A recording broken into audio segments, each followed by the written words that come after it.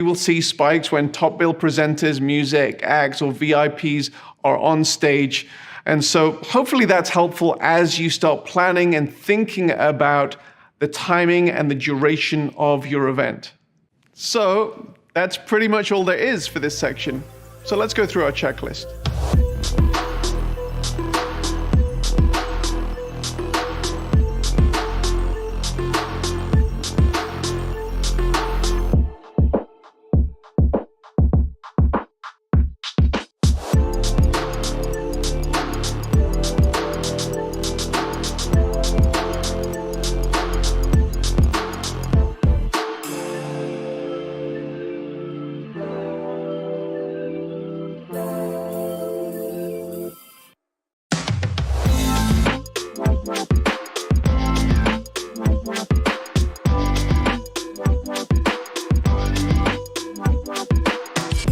Whether you're having an entirely in-person, a hybrid, or an exclusively virtual event, there are a number of questions that you need to answer.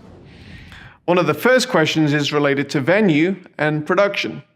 Often this seems to be answered more easily for in-person than online events. It's natural that if you're having an event for, say, 15 people, you may choose to have it in a boardroom and ensure there are enough snacks and refreshments in the room for the duration of the meeting.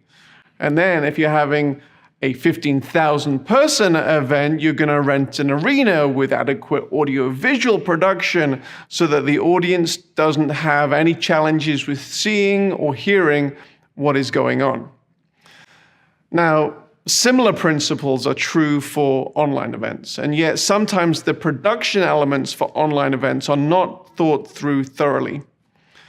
WebRTC, that's Web Real-Time Conversations, and other video conferencing applications that you'll be aware of are amazing tools for real-time interactions. However, their strength is in connecting individuals through low-latency video connections.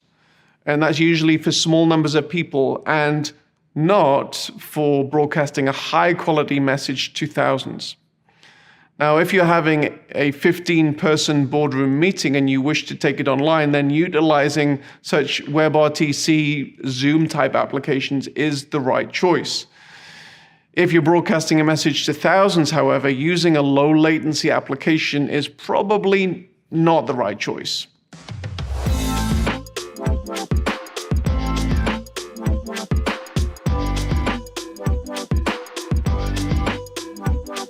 Now, the first answer to this question is production value. If an individual is invited to present a TED Talk type presentation, there will often be nerves involved. The individual has to get the presentation just right.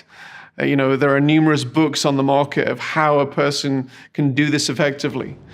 In addition to the person's presentation and how they look on the day, the presentation is typically given on a thought-out, clutter-free stage with high-quality cameras placed perfectly, lights, audio, visual, which mean that the only thing that is focused upon is the message itself.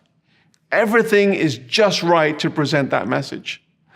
Video conferencing lends itself to convenience, extemporaneous communication, and ultimately disposable content, which is often not the right feel you want to go for when you're going for a high-quality presentation.